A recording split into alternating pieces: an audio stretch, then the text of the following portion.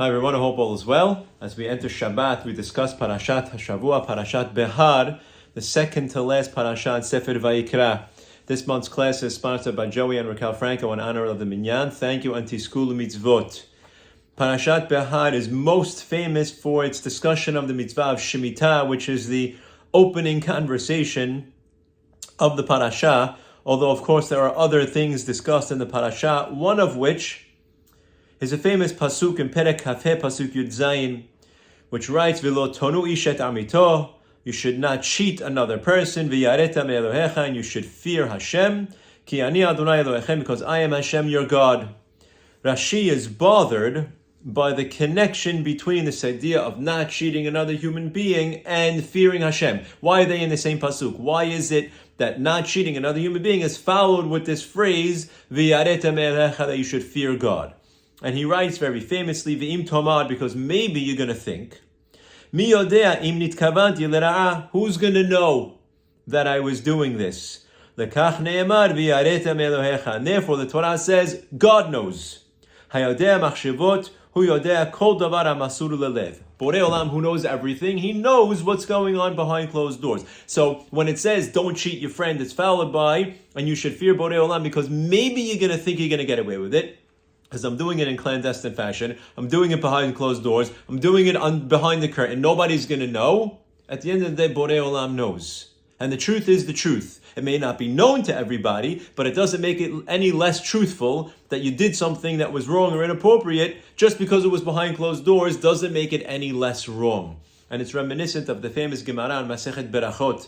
Rabbi Yochanan ben Zakkai was on his deathbed, and his students asked him to give them parting words. And he said, Halavai, that your fear of Borei Olam should be just as strong as your fear of people. And they said, that's it? That's what you have to tell us? And he said, if only people thought about how they behave when people are not watching, acknowledging the fact that HaKadosh Baruch Hu is watching, how much better they would be. Because all we ask is anybody looking? Is anybody watching? If nobody's watching, then I can do it, then I can get away with it, then it's not wrong.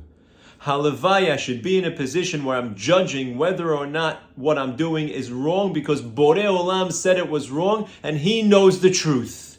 And therefore it says, don't cheat your friend, because if you think you're going to get away with it, you might in relative terms, but in objective terms, that is not the case, because Borei Olam knows everything. There is a different explanation of the pasuk. Don't cheat your friend because you should be fearing Borei Olam, and that is, don't cheat your friend into thinking that you are God-fearing. Meaning, many people put their religion on display. I want people to think that I'm religious, so I do all the things that make it look like I'm doing what I'm supposed to be doing. But really, I'm cheating them when it comes to my relationship with HaKadosh Baruch Hu. Religion is not something that we showcase because it's something that we want to show people, but it isn't true. Religion has to be authentic. Our connection to HaKadosh Baruch Hu has to be authentic. If we're doing it because we're putting on a show, then again, people may not know, but Borei Olam knows. And this pasuk here is asking that we be authentic, that we be true, that we be emet. That we say what we mean, that we mean what we say, we act in the way that we're supposed to act, whether behind closed doors or out in public, and we don't cheat people into thinking that I am not that I am someone who I am really not. So it takes us to task in a very, very real way when it says, while it may be true that relatively speaking, people think one way of you, when it comes to objective truth, Borei Olam knows what you're doing.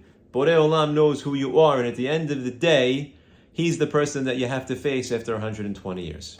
Shabbat Shalom.